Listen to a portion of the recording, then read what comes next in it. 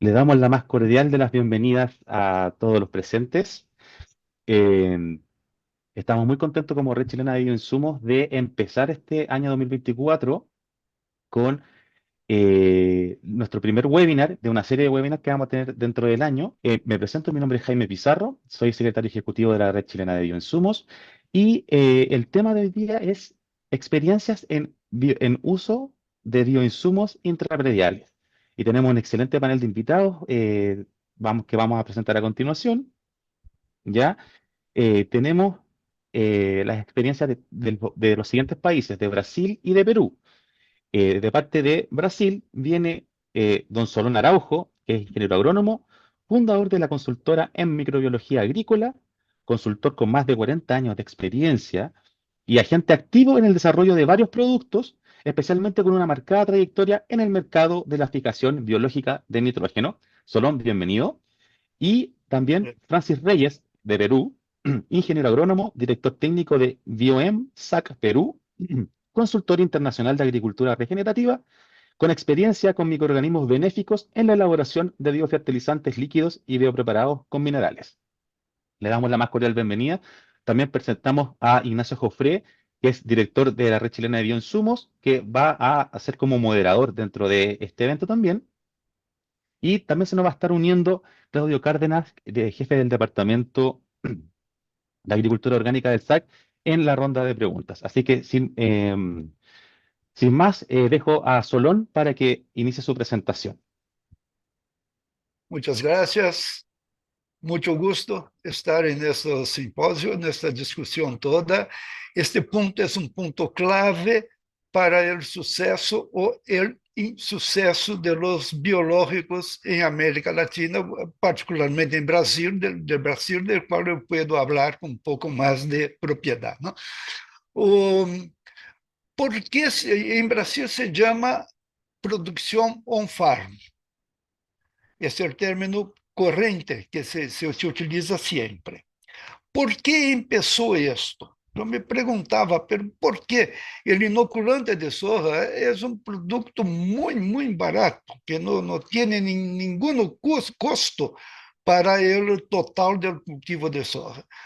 ¿Y por qué entonces se van a intentar producir en la propia hacienda?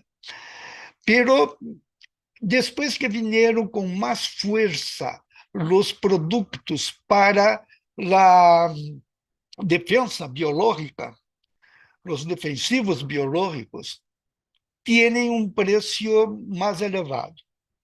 Entonces, algunas personas empezaron a vender, sim, uma tecnologia de produção, porque não é uma tecnologia, pero uma coisa muito rústica, completamente sem nenhum aspecto técnico.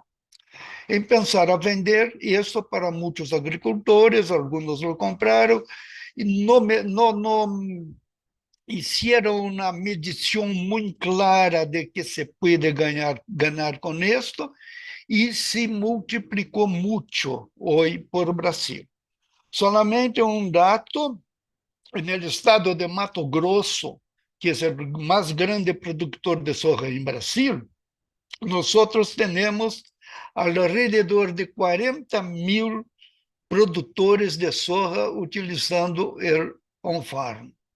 Isto representa alguma coisa como 200.000 hectáreas. Houve um momento em que pensamos, bueno, vamos cerrar todas as fábricas de biológicos em Brasil, porque todo vai ser na finca mesmo, não? Pero hoje temos outra visão. Muita gente estava fazendo isto e parou, deixou de trabalhar.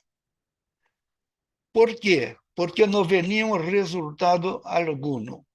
Porque houve uma fiscalização, pero uma evaluação hecha por la Embrapa, que demonstrou de forma muito clara que a produção, como se hacía, en la hacienda, no tenía bradyrhizobio, no tenía zospirilo, no tenía bacillus thuringiensis y ninguno otro. Era una mezcla muy grande de muchos microorganismos, algunos inclusive como Enterobacter y otros. Entonces, ocurre hoy en Brasil un fuerte movimiento de la academia y, por supuesto, ¿no?, la Asociación de los Productores de Inoculante. No somos contra la producción on-farm. Una fábrica de inoculantes puede ser en la ciudad de São Paulo, ¿no?, uma mega metrópole, ou pode ser no interior do Amazonas, não importa.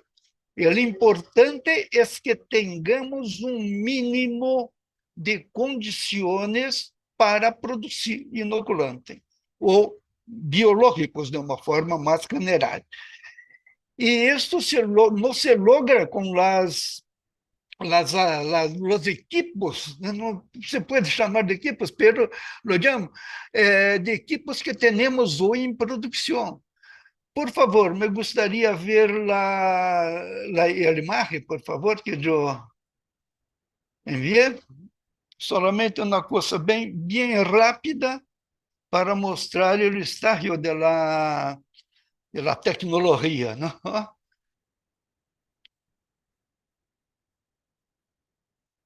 Sí, acá tenemos una producción, un equipo para producción, aeración sin ninguna filtración, cielo abierto. Acá un otro, están poniendo un producto comercial de buena calidad, por supuesto, y están poniendo para la multiplicación. Acá todos conocen microbiología. ¿Es posible producir alguna cosa? Es imposible.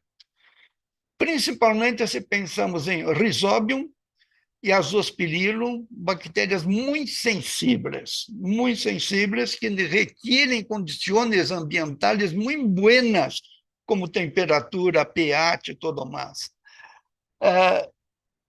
La gran mayoría de los bacilos del aire traem o pH para níveis muito baixos, produzem muita acidez, 4, em torno de 4, 5, menos que 5 generalmente. Nenhuma bactéria de estas com as quais nós queremos trabalhar pode chegar a este nível de pH. Não crescem, se morrem neste nível de pH. Y todo más no hay condición ninguna. Bueno, algunas empresas grandes, algunos grandes productores de soja, empezaron a hacer una fábrica de inoculante, con reactores, con cámara de flujo laminar, todas las condiciones de una industria. Bueno, esto sí, esto se puede hacer en cualquier lugar del Brasil, del mundo, todo más. Pero empezaron a producir mucho y después están bajando la producción y cerrando las fábricas. ¿Por qué? Porque no es lucrativo. No es comprar el producto listo para utilizar. Es una cosa que da más rapidez en el plantio, más seguridad, sin duda ninguna, ¿no?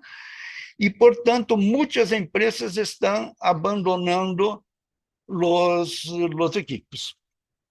Pero hay un número respetable todavía, y nos tenemos acá eso, que continúa, porque hay empresas, compañías que venden los equipos de acero inoxidable o de plástico y con la ilusión de que se puede producir.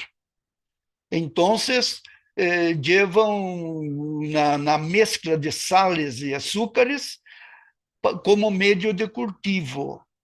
El agua sin ningún tratamento de esterilización. Eu perguntei uma vez a um agricultor que trabalhava, bueno, como hacen a esterilização de la caja? Bueno, com água sanitária, cloro. Então, esterilização, o término era esterilização. E temos hoje em Brasil vários vídeos em YouTube como classes de como se deve produzir um farm. E isso é uma coisa terrível. ¿No? Por suerte, esto pueden preguntar muchas veces, pero ¿y el Ministerio de Agricultura y los órganos de fiscalización? Pues las industrias tienen una fiscalización muy rígida.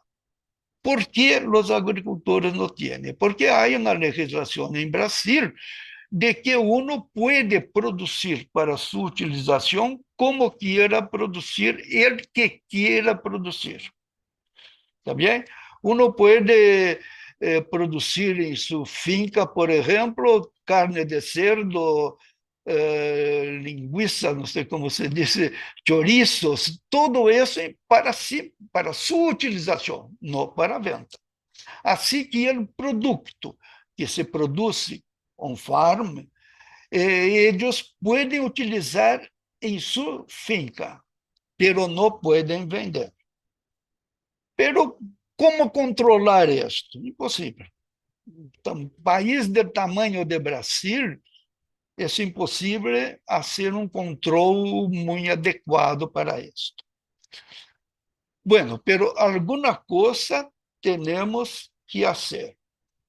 Então, como vamos a tratar este problema? Primeira coisa, a Embrapa hace uma boa verificação de la produção on-farm. Muitos pesquisadores tomam muestras, pedem para que outros tomem muestras também e fazem a avaliação. Generalmente, zero de los microorganismos deseados. E uma mescla tremenda de microorganismos, alguns, inclusive, um pouco perigosos para as pessoas, animais, etc. Isso chama a atenção e nós chamamos a atenção dos órgãos de saúde pública.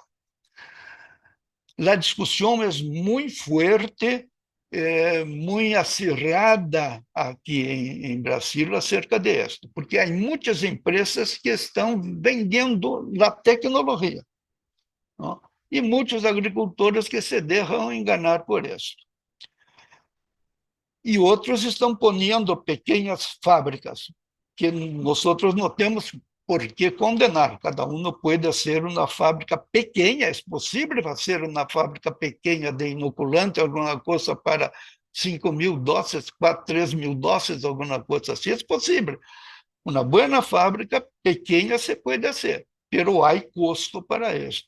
A necessidade de instalações e tudo mais. E os agricultores preferem aquele que chega de uma forma mais econômica, né?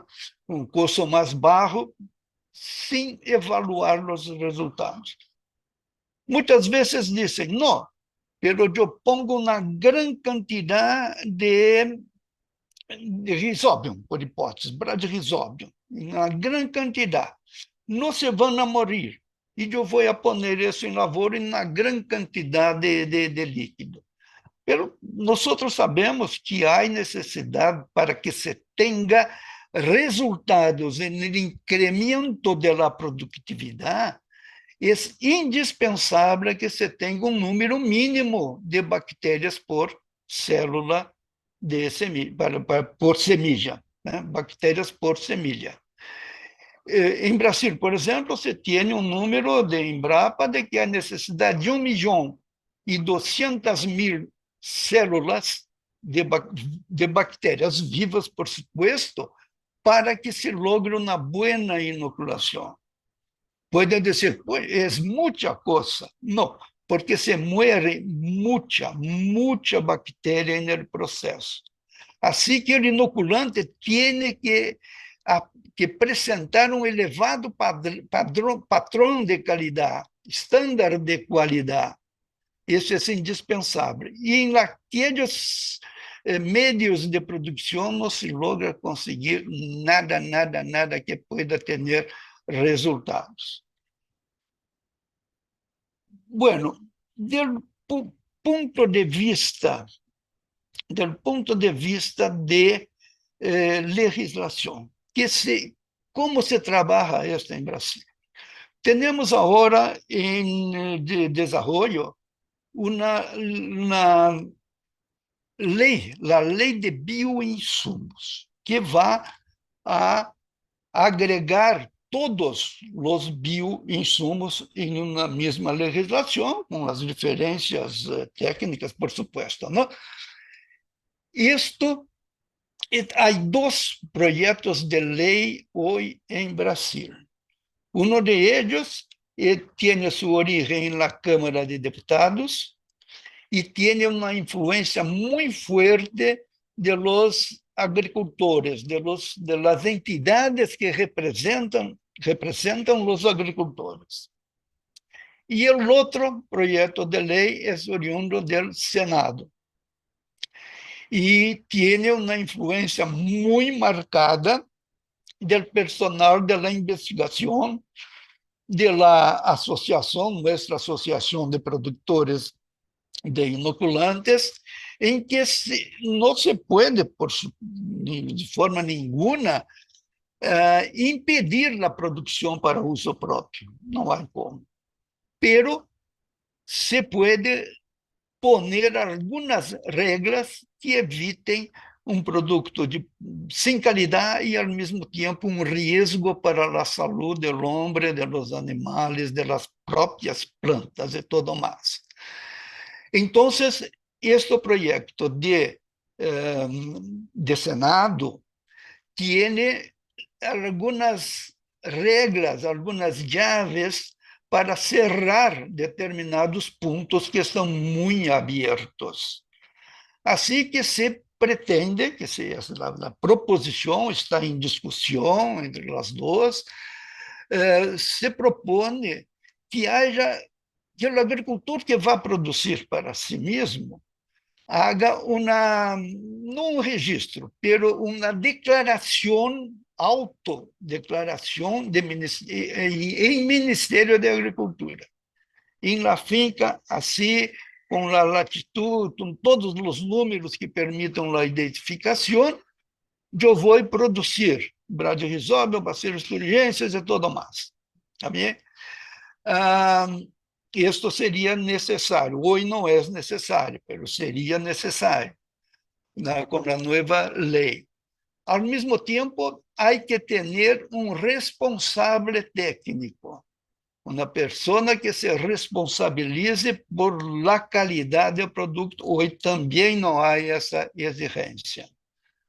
Então, e também que o microorganismo que se vai reproduzir seja um microorganismo perfeitamente identificado e que venha de las coleções de microorganismos, com a identificação perfeita e tudo mais. Então, é uma regra mínima, pero que vai a poner um certo rigor na produção de ONFAR. Qual das duas vai ser aprovada? O que se passa ainda no Congresso com os deputados e senadores, nunca se sabe exatamente o caminho que isto vai. Pode cambiar muito rapidamente por questões políticas, personais, etc. Pero nós estamos trabalhando muito forte para a lei oriunda do Senado, que é mais rigorosa com a produção ONFAR.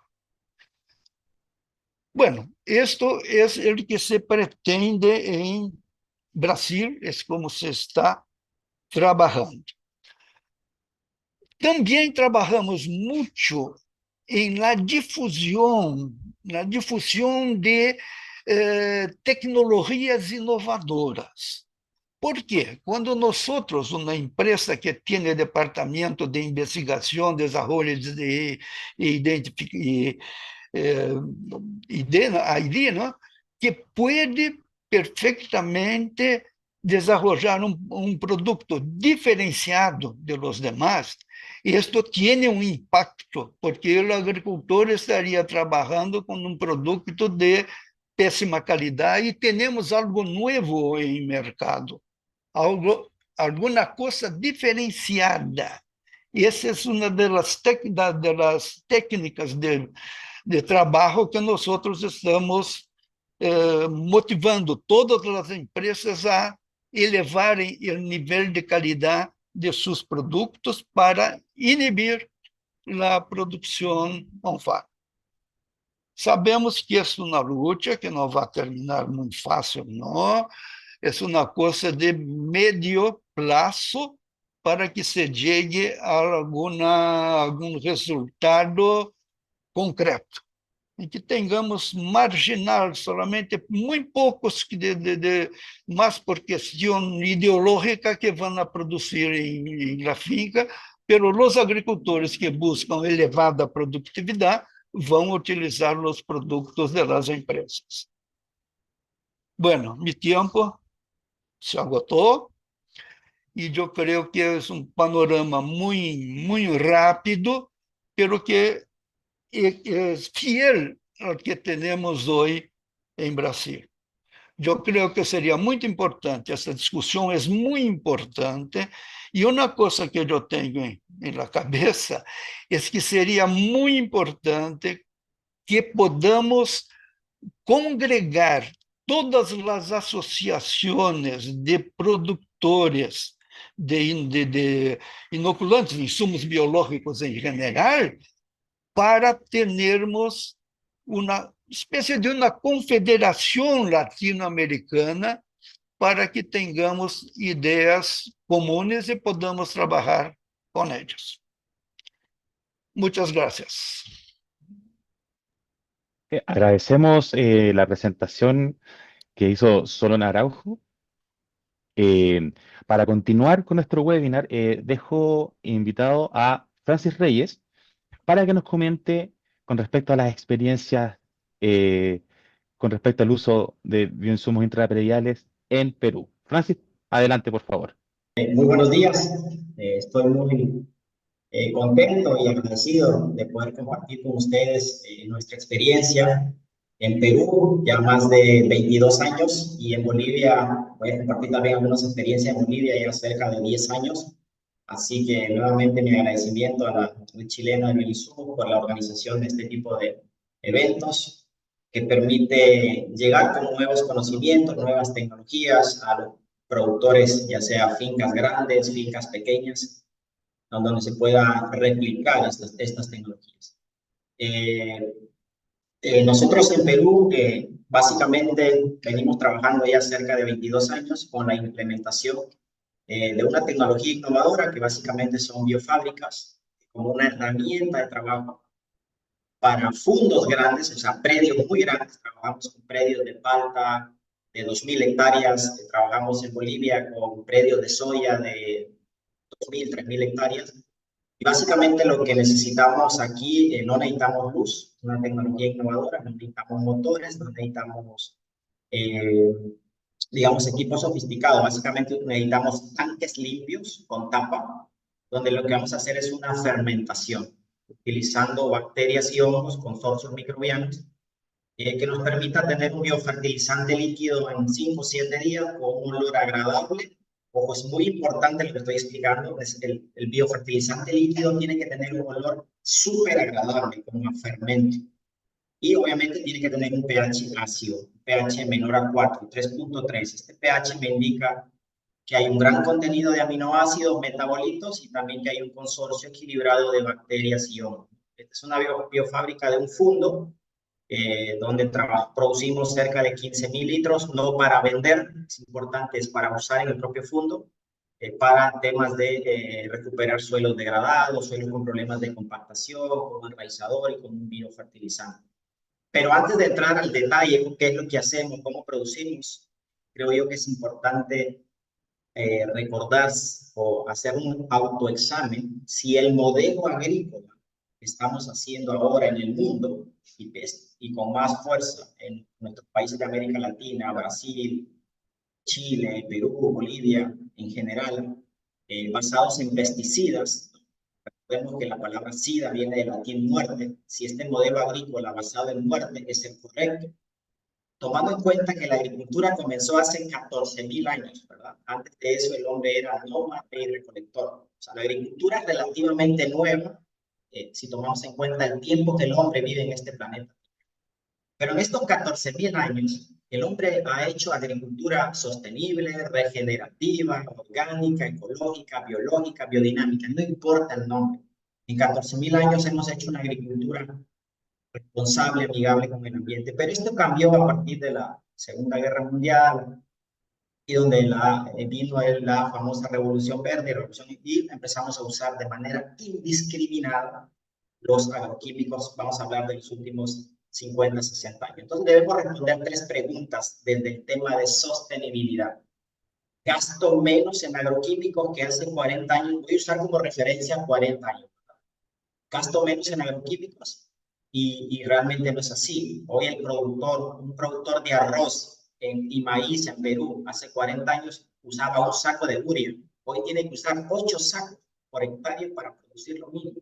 Está gastando mucho más en insumos. Las importaciones de agroquímicos en la mayoría de nuestros países de América Latina se incrementan de una manera abismal, ¿verdad? Entonces, ¿es sostenible en el tiempo desde la parte económica? Y la respuesta es no, porque cada vez usamos más gastos en agroquímicos. Desde la parte social, respondamos, ¿producimos alimentos más sanos para la población de Chile, para la población de Perú? Y en el caso de Perú, no es así.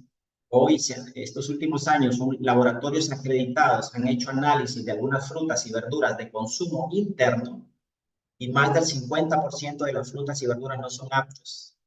Imagínense que un tomate recibe 36 fumigaciones con productos de etiqueta roja y eso es lo que llega a nuestros mercados. Entonces, no estamos produciendo alimentos más sanos. Entonces, tenemos población con problemas de gastritis, estreñimiento. Recuerden que somos lo que comemos. Tengo suelos más fértiles, sería desde la parte ambiental. Tengo ríos más limpios. Hoy sabemos que no es así. Se estima que tenemos un 50% de suelos degradados en el mundo, compactados, salinizados. Yo creo que en el caso de Perú y Bolivia estamos alrededor del 90% de suelos degradados. 90% de los suelos degradados. Usted le pregunta a cualquier agricultor en Perú si tiene un mejor suelo que hace 40 años y la respuesta es no. Tenemos suelos con problemas de compactación, con problemas de salinidad, con problemas de acidificación. Básicamente hemos causado una degradación de nuestros suelos. Entonces, ¿es correcto este modelo agrícola basado en pesticidas? ¿Es correcto lo que hemos aprendido? Eso es lo que nos han enseñado. Entonces, definitivamente, si queremos hacer un cambio, voy a usar este término, tenemos que desaprender. Definitivamente, lo que hemos aprendido no es correcto porque nos ha llevado a gastar más dinero, producir alimentos de menor calidad y a degradar nuestra Pachamama, a degradar nuestra madre tierra. Entonces, ¿qué tenemos que hacer? Básico, volver a aprender. Desaprender y volver a aprender cómo funciona el suelo. Si yo aprendo o entiendo cómo funciona el suelo, cómo funciona la Pachamama, puedo a partir de ahí tener herramientas para ser más productivo, para producir más soya, más maíz, más uvas, más aguacates, más paltas, con menores costos. Entonces, tenemos que aprender cómo funciona el suelo. Esta foto a mí me encanta, es una foto de la FAO. Yo la leí en un libro del doctor Teruo Higa, un japonés, y yo leí esta foto, esta descripción, y la FAO la puso en el año 2015 como Año Internacional del Suelo. ¿Cómo funciona el suelo? En una cucharada de suelo sano hay más de 7.500 millones de organismos, principalmente microorganismos. Concepto número 1, el suelo es un suelo vivo. Y en una cucharada de suelo hay más de 7.500 millones de microorganismos. Principalmente, en esta torta podemos ver de esos 7.500 millones de microorganismos, esta parte verde son bacterias. Por lo tanto, en el suelo, quien domina el suelo, quien domina el planeta Tierra son las bacterias. Porque las bacterias se multiplican muy rápido, cada 30 minutos. Entonces, y obviamente podemos de una manera muy sencilla dividirlas en dos grupos. Bacterias autótrofas, que fueron las primeras que llegaron al planeta Tierra, que pueden hacer fotosíntesis, producir su propio alimento. Y tenemos las bacterias heterófilas. El otro grupo que me interesa son los hongos, ¿verdad? Entonces, es decir, el suelo, si lo pudiéramos resumir, el suelo funciona gracias a estos microorganismos y funciona gracias a bacterias y hongos. Otro concepto que es sumamente interesante y sumamente importante es que el suelo no debe ver el sol. Si yo voy a un bosque, si voy a un suelo natural, nos daremos cuenta que el suelo no está viendo el sol. El bosque cierra su copa y cubre el suelo con hojarascas. ¿Por qué? Porque los microorganismos mueren con el sol. Entonces, si yo tengo un suelo y hago agricultura y el suelo lo estoy constantemente arando, constantemente exponiendo al sol, estoy matando la vida del suelo, los microorganismos. Por lo tanto, ese suelo va a empobrecerse. ¿Y cómo funciona? Básicamente a partir de una simbiosis entre los microorganismos y la planta. Y eso no es más que miles y miles de millones y millones de años de evolución. La simbiosis entre la planta y los microorganismos. Básicamente es un concepto muy simple. Las plantas es el milagro de la agricultura, es la fotosíntesis, donde la planta es un panel solar. Imagínense la planta como un panel floral a través de la clorofila que está en una estructura que se llama cloroplastos, capta la luz del sol, debajo de las hojas están los estomas, ingresa el CO2 y milagro, produzco alimento, el famoso chomo, ¿verdad? Pero estos azúcares, que ahí viene la parte que me emociona, porque es algo muy simple, muy sencillo, de sentido común. La planta solo utiliza el 60% en general, en promedio, para su crecimiento externo, para sus hojas, para su follaje, para su fruto. El otro 40% lo libera en la rizósfera. Lo libera como en forma de exudados. Es decir, ahí la planta le dice a los microorganismos, mira, bacterias, hongos, yo te voy a dar azúcares, me tienes que dar algo a cambio, me tienes que dar aminoácidos, me tienes que proteger un metabolito, me tienes que solubilizar nutrientes, minerales para poder crecer. Entonces se forma la simbiosis y ahí es donde la planta alimenta los microbios y los microbios alimentan a la planta. Y es así como funciona la agricultura, si lo queremos ver, llamar así, ¿no? Entonces, algo interesante también es que la planta, solo el 97.5% de los elementos que componen la planta son gratis. Es el carbono, el hidrógeno, el oxígeno, el nitrógeno, son gases. Y eso podemos convertirlo en alimento para microorganismos, ¿verdad? Entonces, tenemos que volver a lo sencillo, a esa simbiosis entre el suelo y la planta, entre el suelo, entre la planta y los microorganismos. ¿Qué significa simbiosis? Es muy interesante. En matemáticas 1 más 1 es 2, pero cuando hablamos de simbiosis de una bacteria más un hongo no es 2, es 3. Porque el poder de los microorganismos está en el consorcio, en trabajar consorcios, bacterias y hongos que nos permiten hacer una agricultura altamente rentable, alta productividad y bajos costos. Voy mostrando aquí algunas fotos de algunos fundos. En Perú a las fincas grandes llamamos fundos, en Chile serían predios, ¿no? En los cuales estamos haciendo biofertilizantes de altísima calidad, en este caso a muy bajo costo. ¿A qué nos referimos cuando hablamos de calidad? Hacemos control de pH. Tenemos que estar siempre por debajo de 4, ideal 3.3. El olor tiene que ser muy agradable porque lo que ocurre aquí es una fermentación, es un biofermento. Es como hacer yogur, como hacer vino. Yo tengo un balde de leche, me voy y regreso al día siguiente, lo encuentro malogrado. Pero si le ponía bacterias lácticas, la convertí en yogur. Tengo un racimo de uvas y lo dejo, me regreso una semana después, lo encuentro lleno de moscas podridas. Pero si le ponía Saccharomyces cerevisiae, la convierto en vino. Si se dan cuenta, la materia orgánica se puede descomponer por 2 vías, ¿verdad? por la vía oxidativa y por la vía fermentativa, donde obtengo antioxidantes, metabolitos, sustancias orgánicas. Entonces, lo que estamos haciendo aquí son biofertilizantes, no ocupamos motores, no ocupamos luz, básicamente tanques limpios con tapa donde hacemos una fermentación anaeróbica. Importante esto, anaeróbico. Básicamente lo estamos usando, hoy trabajamos con fundos o fincas muy grandes de uva, de palta, café y cacao para recuperar suelos degradados, suelos con problemas de compactación, suelos con problemas de salinidad, suelos con problemas de metales pesados. Básicamente reducir costos. Estos fundos o fincas o predios grandes con los cuales nosotros trabajamos, grandes y pequeños, no son orgánicos la mayoría, son fundos que lo que quieren es bajar la dosis de fertilizantes. Ojo, es muy importante, no trabajo con la mayoría de productores de soya, maíz que trabajamos, no son orgánicos, pero buscan reducir costos. Y buscan obviamente incrementar la producción, quieran mayor calidad con menores costos. Este es otro fundo, voy a mostrar aquí, en Perú trabajamos con alrededor de 114 fundos grandes. Y básicamente lo que hacemos en estos tanques es mezclamos melaza. ¿Se acuerdan que la planta alimenta a los microorganismos con azúcar? Bueno, imitamos la naturaleza. Obviamente utilizando tecnología, utilizando un poquito de ciencia. Agregamos melaza en una proporción adecuada, porque si yo agrego melaza en una proporción que no es adecuada, voy a tener más bacterias y quizás menos hongos. Recuérdense que la velocidad de multiplicación de las bacterias es más rápida, son 30 minutos, los hongos pueden necesitar hasta 48 horas. Entonces es muy importante el control de la calidad, de qué cantidad de melaza usamos. Nosotros trabajamos con un consorcio microbiano, llamamos M1, pueden usar varios, no hay ningún problema, pero es el con el cual venimos trabajando.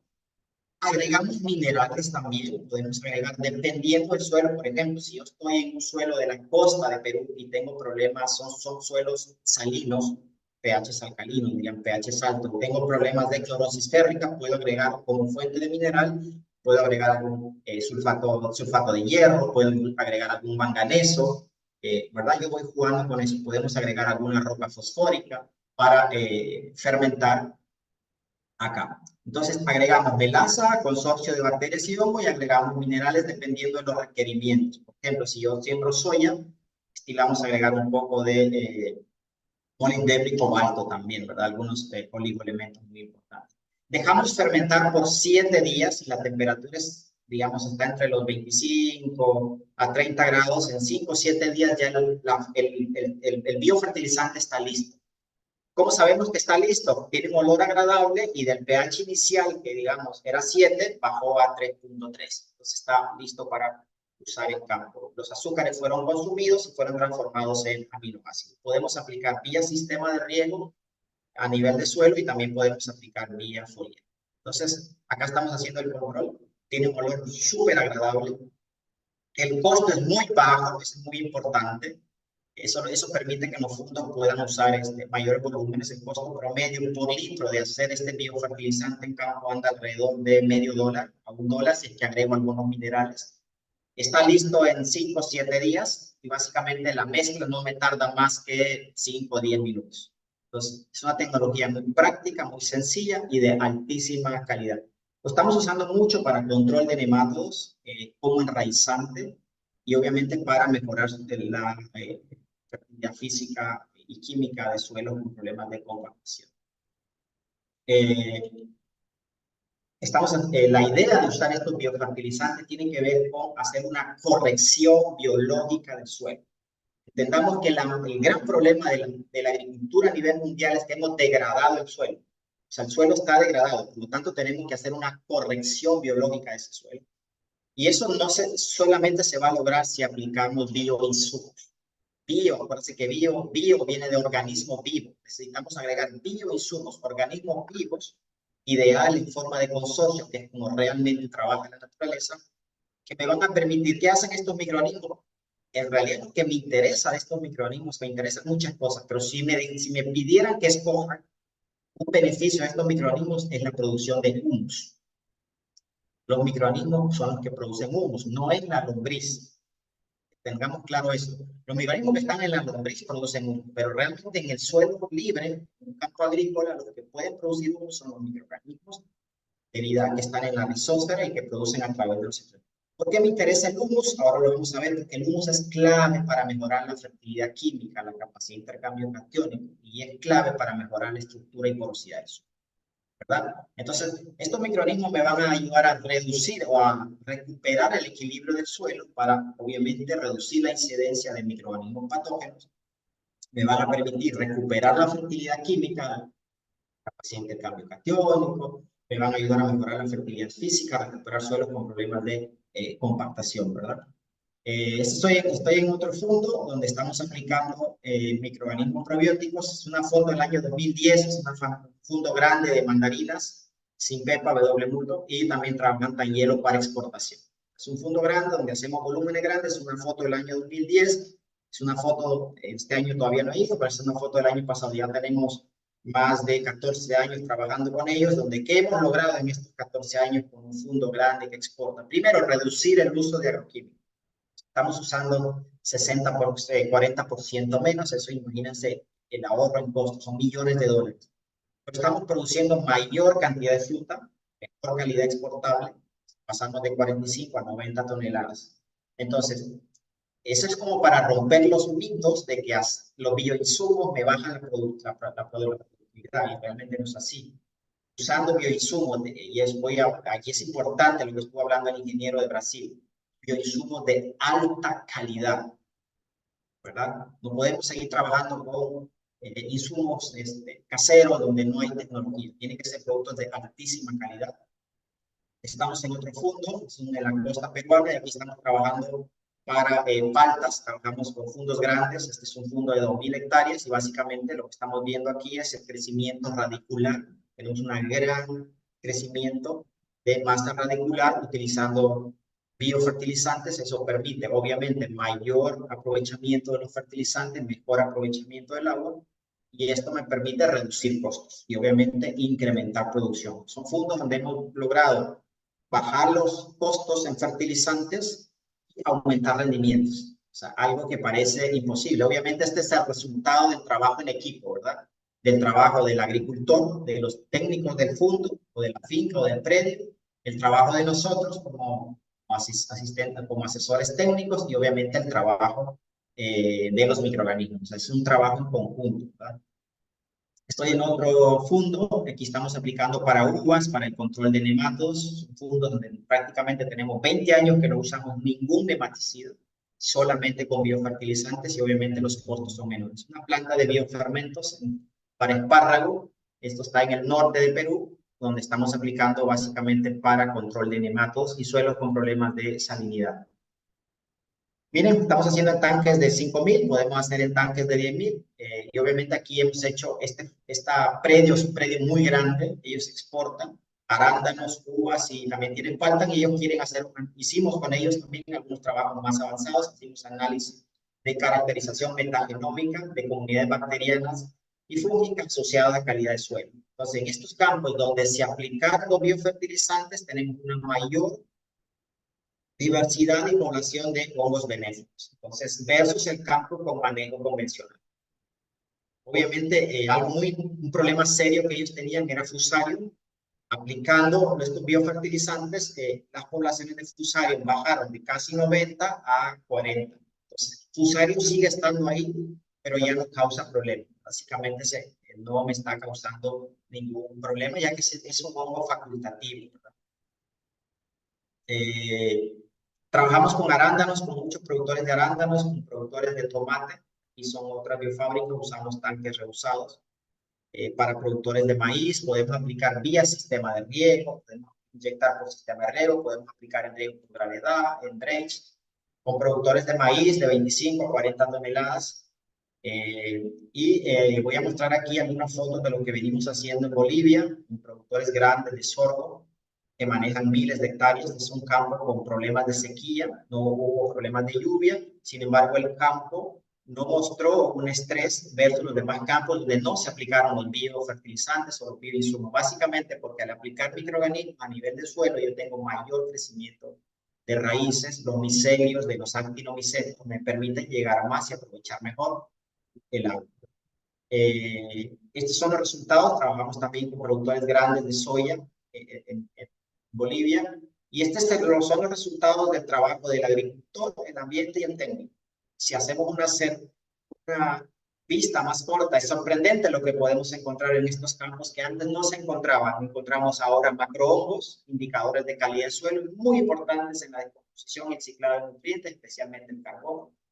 Obviamente encontramos actinomicetos, bacterias, y estos son muy importantes porque producen metabolitos, obviamente también participan en la descomposición.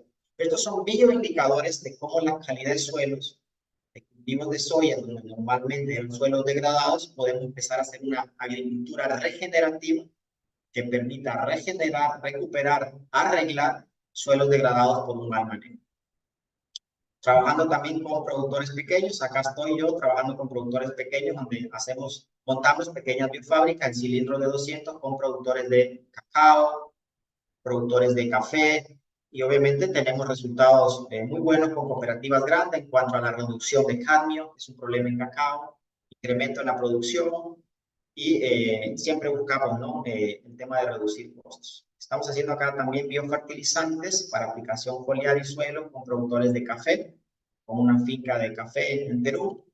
Y obviamente podemos utilizar también estos bioinsumos para el tema de, como un inoculante microbiano para descomponer materia orgánica, para reducir malos olores. Esta es una de las granjas de aves más grandes en Perú, en los cuales compostamos miles de toneladas a partir de gallinaza y guano de pollo.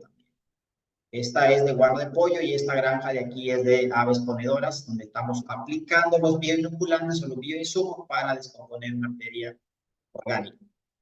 ¿Qué proponemos o qué es lo que venimos haciendo en Perú y en Bolivia?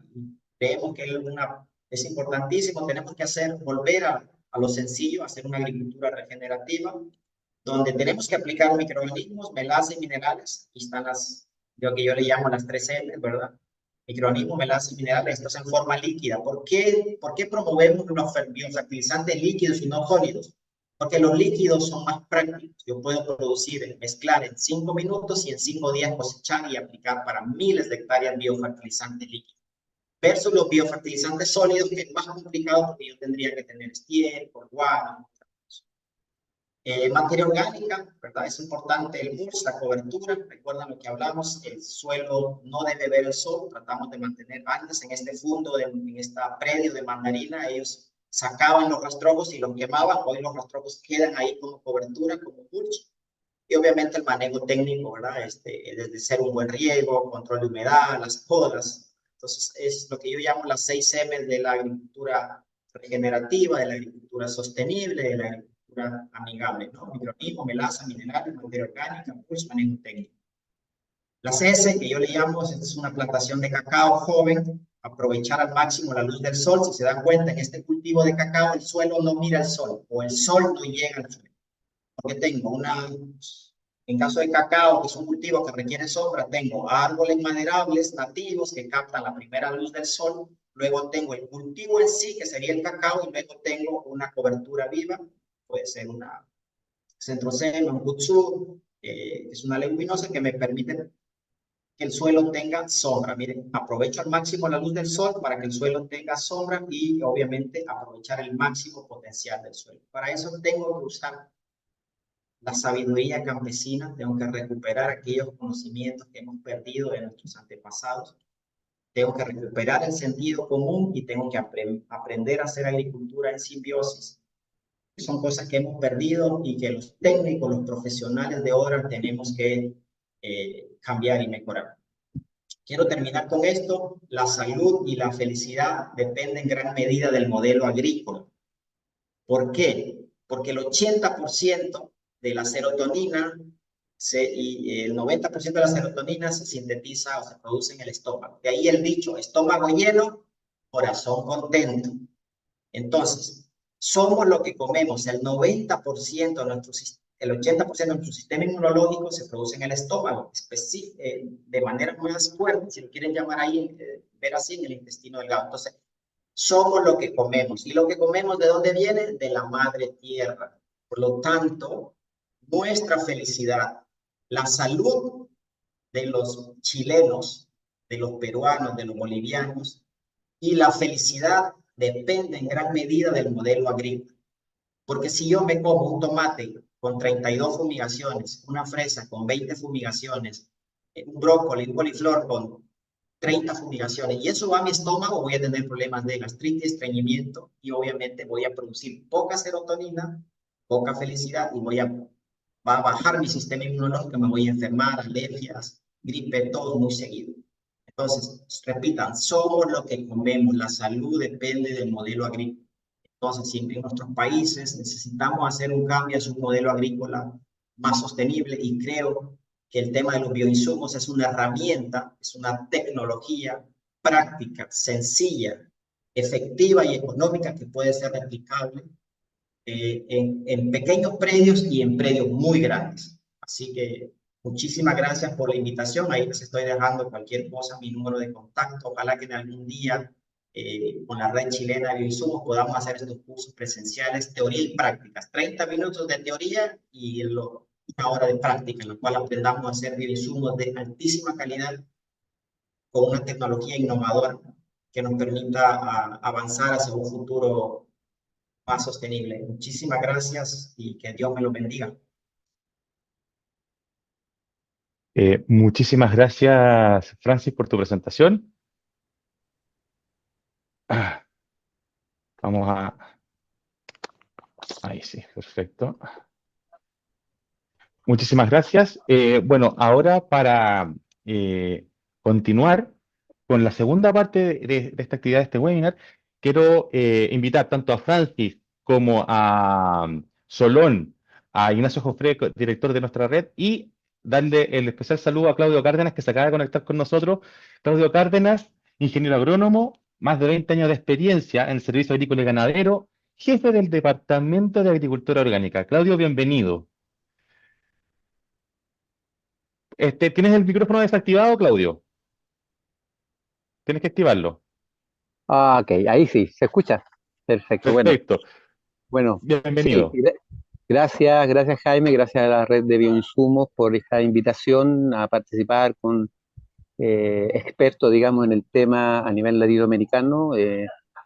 Lo que es respecto al tema en Chile, todavía estamos en una etapa de crecimiento. A nosotros como organismo público, como es el Servicio Agrícola y Ganadero, que es la autoridad de control, eh, estamos avanzando y estamos obviamente en un camino para mejorar toda la normativa general de bioinsumo, y a mí en particular, que me toca ver todo lo que es la parte de la agricultura orgánica, donde la producción de bioinsumos intraprediales es importante.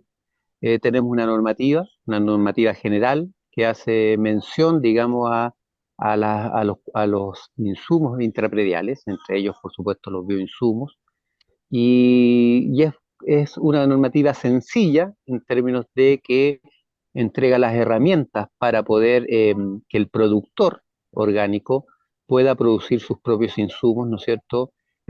Con el sentido del reciclaje de lo que el mismo predio puede ir generando. Claudio, Sí, te interrumpo un adelante. poquitito. Voy a darle el pase Diga. a Ignacio para que podamos empezar con la Correcto. actividad. Te disculpo. Ignacio, No, no hay adelante. problema. Sí, muchas gracias. Bienvenidos todos para este webinar. Nos interesa mucho que podamos empezar a discutir algunas cositas. Así que los invito a que vayamos primero a contestar las preguntas que nos dejaron en el chat. La primera de ellas dice que cómo se clasifican los bioinsumos y si existe alguna clasificación común entre los países de Latinoamérica. Quizás nos podría ahí cooperar Claudio. Eh, Una clasificación, bueno, generalmente todos los bioinsumos como definición son aquellos insumos que son a base de microorganismos o derivados de los microorganismos. Yo diría que no hay una clasificación al menos muy definida. En Chile, piensen ustedes que tenemos una ley o una normativa que regula los plaguicidas, como términos muy genéricos, donde están insertos los plaguicidas biológicos, ¿ah? Donde ya hay una normativa específica para identificar y para evaluar aquellos plaguicidas biológicos, ¿no es cierto?, que se comercializan, básicamente. Y también tenemos una ley de fertilizantes y bioestimulantes, donde también tenemos otro grupo de bioinsumos, ¿no es cierto?, que son aquellos que pueden ser biofertilizantes, es decir, que apoyan directamente la nutrición de las plantas, y los bioestimulantes que tienen que ver con inducción a factores abióticos, digamos, para la protección de los cultivos. En términos muy generales, diría yo que esas son las grandes definiciones, al menos en Chile, como se entiende. Sí, Solón, ¿podrías indicarnos si en Brasil sucede lo mismo o tiene alguna relación similar con respecto a la clasificación de los bioinsumos en Brasil? Sí, nosotros tenemos ahora en vigor en Brasil eh, clasificación de los microorganismos que hacen el aumento, el incremento de las raíces, alguna cosa para el crecimiento mayor de la planta. Los eh, son produtos também biológicos ou com micro-organismos vivos ou derivados. E temos nesse grupo estão involucrados todos os inoculantes. O termo mais general agora é inoculantes. E temos um segundo grupo que é de micro-organismos para a defesa vegetal, para combater outras plagas em las lavouras, não? Essa é a classificação, pero agora, com as leis que estão sendo estudadas no momento, se busca deixar todo em um bloco muito grande chamado bioinsumos, com as diferentes classificações. Así que isto não está listo, está em discussão. Agora temos los inoculantes que proveen el crecimiento de la planta y tenemos los defensivos biológicos. Muchas veces un mismo microorganismo hace las dos cosas y tenemos que registrar en el Ministerio de Agricultura un microorganismo, tricoderma, por ejemplo. Podemos hacer el registro como inoculante para prover el crecimiento de las raíces y todo más, y tenemos que hacer otro registro de la misma cepa muchas veces para combater las plagas. Entonces, eso todo está en discusión y está en cambio para, yo creo que este año, inicio del próximo año. Genial, genial. Y Francis, allá por Perú, ¿nos puedes comentar si, porque ya veo que al menos acá en Chile también tenemos estas dos normativas, que es la de plaguicida y de bioestimulante, en algo nos parecemos un poco con Brasil ahora. Qué bueno que hagan esa modificación de dejar todos los bioinsumos, ¿cierto? En un solo, bajo un alero jurídico. Ahora, ¿y allá en Perú cómo es la situación, Francis? No, se nota que somos países vecinos porque estamos igual, ¿verdad? En el caso de Perú, si se va a usar como un bioplaguicida o para control de alguna plaga o enfermedad, sí requiere un registro de SENASA, pero si se va a usar como un biofertilizante, un bioestimulante, no requiere ningún registro, ¿verdad? Y estamos en eso también. Ahora, si yo soy un fondo orgánico y voy a usar un inoculante microbiano, obviamente ya más es un tema de certificadores, si me piden que el insumo tenga certificación orgánica, ¿verdad? Pero eso es para aquellos productores que están certificados como orgánicos, su cultivo de palta, su cultivo de arándanos. Entonces, el bioinsumo tiene que tener un registro, una certificación orgánica. Y esta certificadora orgánica, llámese Control Unión, llámese Kiwa, tiene que estar acreditada ante SENASA. No sé si me dejo entender. SENASA no da directamente el registro. Pero si soy un productor convencional, no requiere, y voy a usarlo como un biofertilizante, bioinsumo, todavía no está la normativa de SENASA, se está Claro. trabajando, no requiere ningún registro. Claro, Claudio, ¿nos puedes comentar, tú que te manejas más con la agricultura orgánica, también tenemos ese tipo de certificaciones, ¿cierto? Cuando queremos utilizar insumos para la agricultura orgánica, pasan por un proceso también de acreditación, ¿no? Sí, en el caso de Chile, los insumos no se certifican, pero sí se autorizan para su uso en agricultura orgánica. Y es la autoridad competente, en este caso el Servicio Agrícola y Ganadero, quien tiene que autorizar el uso de un producto, un insumo en general, en este caso un bioinsumo, para que cumpla con los requisitos para su uso en la agricultura orgánica nacional. Genial. Ahora nos vamos a otro extremo. Nos preguntan por aquí, en el caso de Brasil, ¿quiénes han promovido las biofábricas con dicha tecnología y los proveedores de ella tienen alguna certificación o trabajo científico que los respalde? No, infelizmente no hay ninguna certificación, no hay ningún reglamento acerca de eso. Son personas que empezaram a vender o processo todo e pronto, estão vendendo. E não há nenhuma, há uma ou duas empresas que fazem de acero inoxidável, os reatores de acero inoxidável com algumas condições muito débeis, mas com algumas condições de produzir. Pero a grande maioria não tem condições para uma produção correcta del inoculante, ¿no? Y es una cosa solamente para ganar plata, hacer una Entiendo. venta y pronto, sin ninguna certificación. Bueno, en el caso de Chile también es similar. Nosotros no tenemos un reglamento en el cómo producirlo, ¿cierto? O sea, no hay... Exactamente. Y el material de uso, por ejemplo, si son bioreactores de aluminio o son de hierro o son de plástico, no hay una regulación de por medio. Es algo que en realidad en los países concordamos en eso. Em, Exactamente.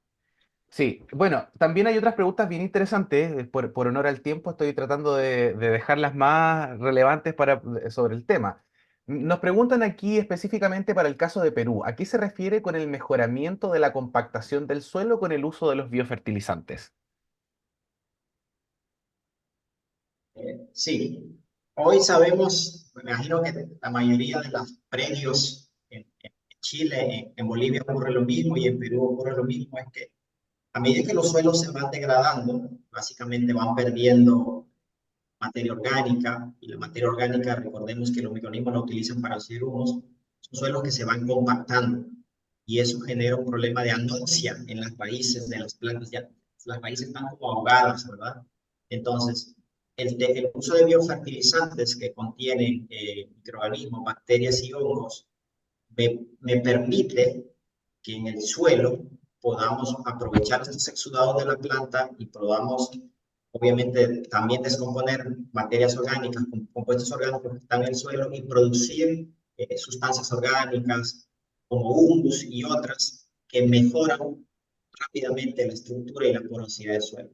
Entonces, en otras palabras, si yo pierdo la fertilidad biológica, pierdo la fertilidad física, el suelo se vuelve compacto. Si yo pierdo la fertilidad biológica, pierdo la fertilidad química, porque ya no hay humus. Recordemos que el humus es un coloide, igual que la arcilla, es de carga negativa y me retiene los cationes de carga positiva, el potasio y otros nutrientes. Entonces, la fertilidad química y la fertilidad física dependen de la fertilidad biológica.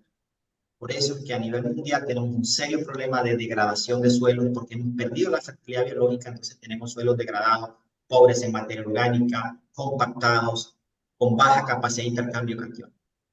Entonces, al agregar microorganismos, yo estoy produciendo humus.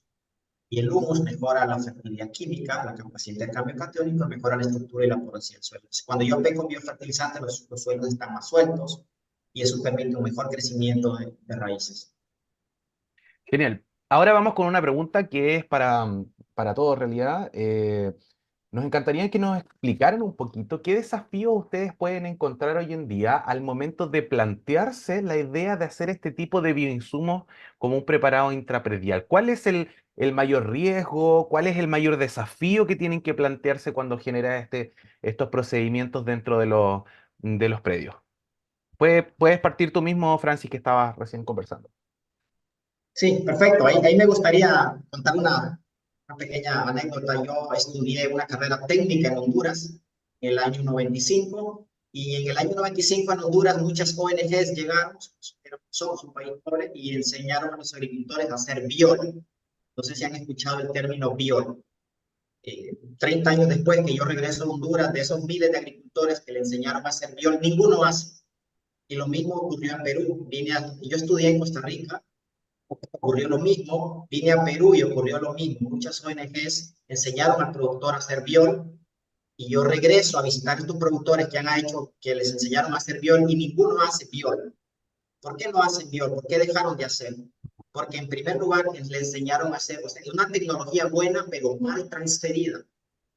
Ojo con lo que estoy diciendo, una tecnología buena pero mal transferida. Le enseñaron a hacer un biol y tiene que ver con lo que decía Solón, ¿no? Le enseñaron a hacer un biol con rumen de vaca, sin ningún control de calidad. Entonces, cuando uno abría ese biol, yo me acuerdo en el año 95, yo me acuerdo de eso y me traumo, porque era un biol que yo lo abría y eso apestaba a diablos y el olor en las manos quedaba como por una semana. Biol de muy mala calidad. Entonces, si queremos ahora que estas tecnologías como los bioinsumos sean sostenibles, y eso me siento muy orgulloso que eso hemos logrado en Perú, que la finca o los fondos más grandes de Perú que exportan espárrago, arándano, están haciendo estos biofertilizantes, es porque es una tecnología práctica. O sea, yo hago la mezcla en 5 minutos, minerales, microorganismos, melaza. A los 5 o 7 días ya puedo cosechar, mido pH, si quiero mando a hacer control de calidad laboratorio, pero técnicamente ya no necesito con pH y olor, yo ya tengo una referencia muy buena de que tengo un buen contenido de bacterias y hongos benéficas.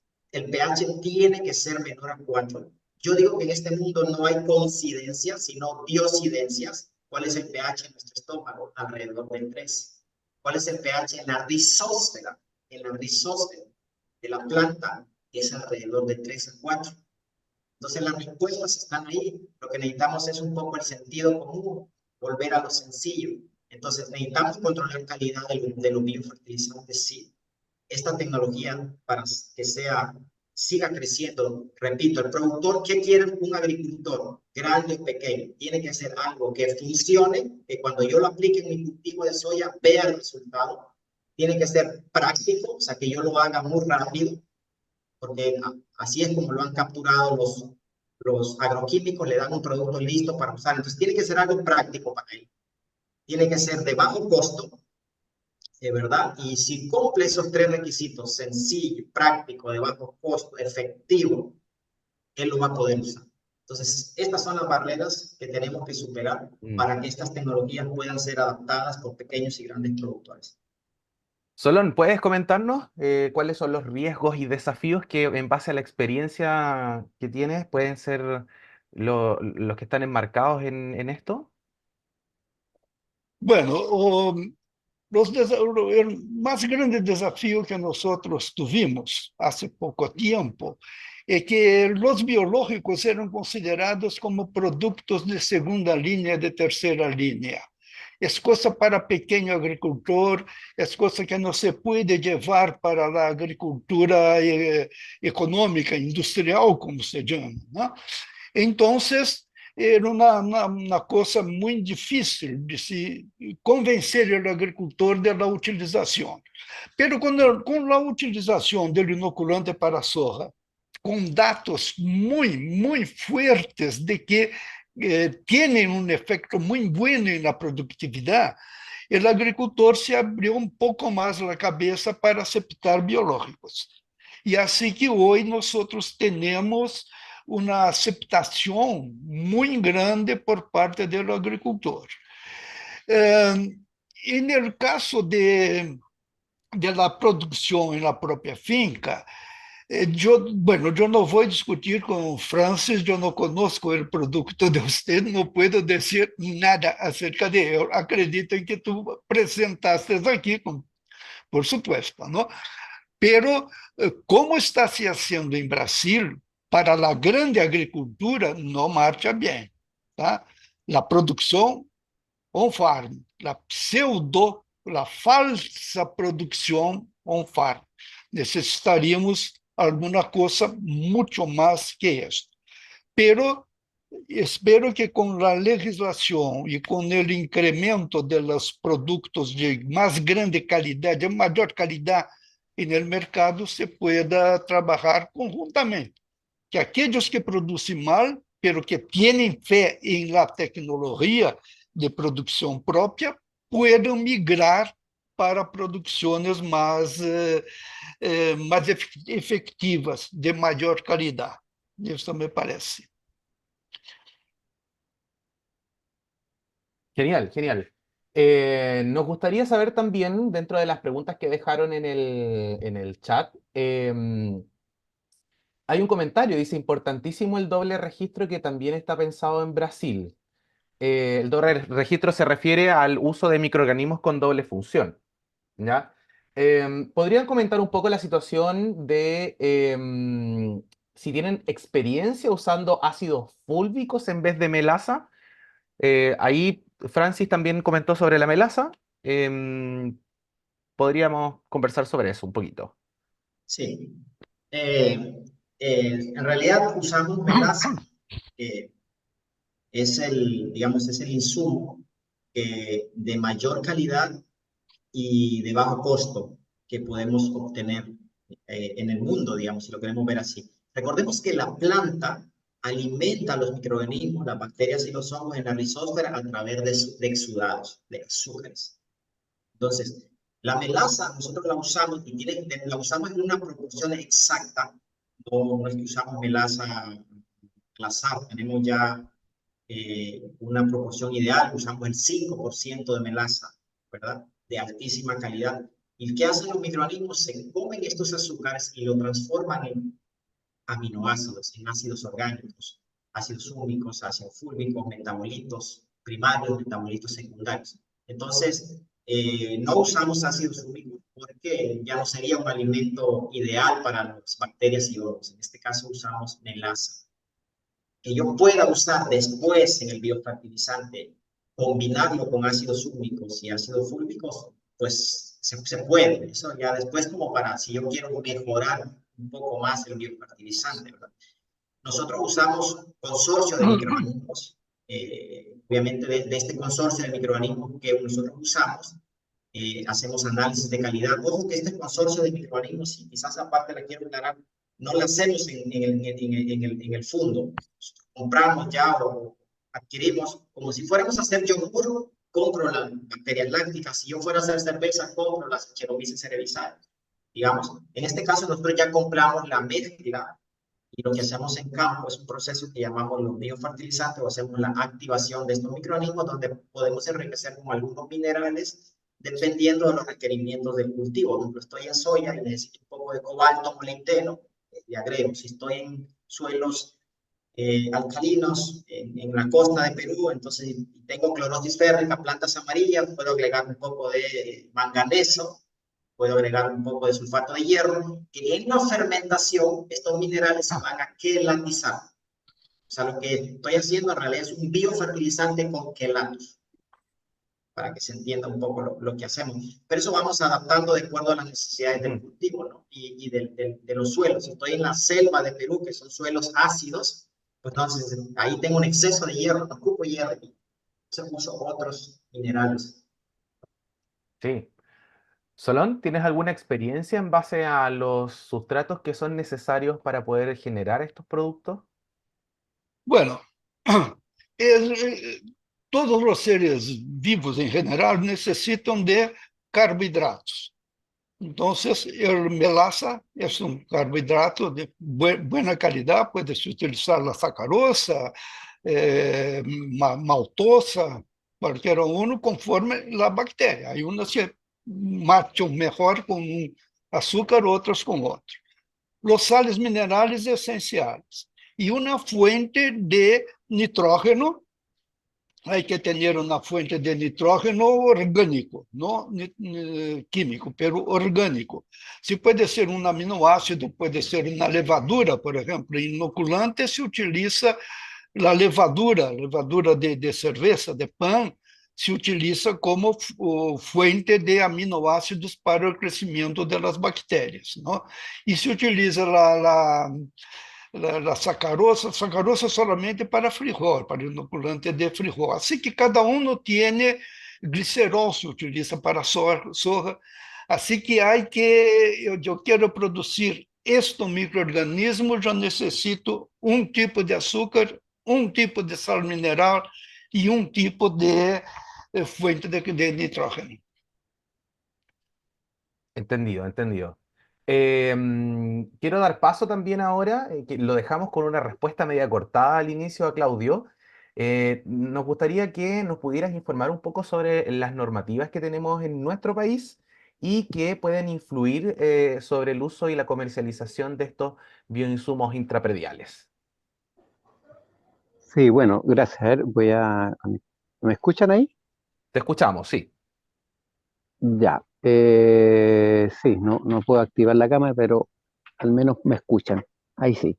ahí sí. Sí, lo que comentaba al comienzo, la verdad que en Chile lo que tenemos regulado son para los insumos que se comercializan. En el caso de los insumos intraprediales en general, para el caso de la agricultura orgánica, la regulación solamente coloca como condición que se respeten las sustancias activas para el uso de ciertos insumos intraprediales. Y en el caso de la normativa chilena de producción orgánica, en su decreto técnico, que es el decreto número 2 del 2016, el, explica claramente que cuáles son las sustancias activas que están permitidas, por ejemplo, para producir insumos para la nutrición vegetal o para el control de plagas, enfermedades o para otras funciones. Y esto incluye, por supuesto, el uso de microorganismos también. Eh, por lo tanto, ahí quien hace el control primero es el organismo o la entidad que certifica un productor orgánico. ¿Mm? Para el caso convencional no hay tampoco una regulación específica. El tema cambia cuando alguien se dedica a producir bioinsumos para uso comercial, es decir, para la venta. Ahí tiene que cumplir con una regulación según la función. Pero en el caso de los productores orgánicos que producen sus propios insumos, es decir, por metropolitano, solamente el control que reciben en primera instancia es quien los certifica. Entendido. Eso es el decreto técnico 2010 del 2016, ¿cierto? Sí, Sí, es el decreto número 2 del 2016, de la ley 20.089, de la relativa a la ley 20.089. de producción orgánica. ¿Y ustedes piensan que exista alguna actualización a ese decreto? Sí, sí, estamos en un proceso que este año tenemos que presentar una propuesta que se va a tener que ir a consulta pública de toda la normativa complementaria de la producción orgánica, porque hay que ir actualizando la normativa cada ciertos años, así que se van a presentar, por supuesto, cambios o propuestas de cambio para toda la normativa, incluido todo lo que es el uso de insumos. Ahora, en general, lo que es la parte intrapredial, más que nada yo creo que actualizar qué sustancias activas se deben usar, qué no. ¿Ah? Lo que no interesa es que, y eso en general, que nosotros utilicemos insumos, cuando son insumos que tenemos que aplicar, que no generen ningún contaminante en el sistema. Lamentablemente hay algunos casos, y pongo el ejemplo nomás, de la presencia de ácido fosfónico y fosetiles en algunos productos orgánicos, ¿no es cierto?, que no tienen un origen muy claro cuál es la fuente de contaminación. A veces son los mismos insumos que están utilizados para la agricultura orgánica que promueven, ¿no es cierto?, la presencia de fosfatos, promueven en el mismo cultivo la generación de estos residuos que para Europa, por ejemplo, son un problema, no para otras normas. Entonces, hay que seguir investigando, hay que seguir viendo, hay que ver el tema de los metales pesados también y otras sustancias que pudiesen ser contaminantes, pero en general yo diría que ese es un poco el sentido de control, digamos, que hay que tener sobre en general cualquier insumo, incluidos los bioinsumos también. Uh -huh.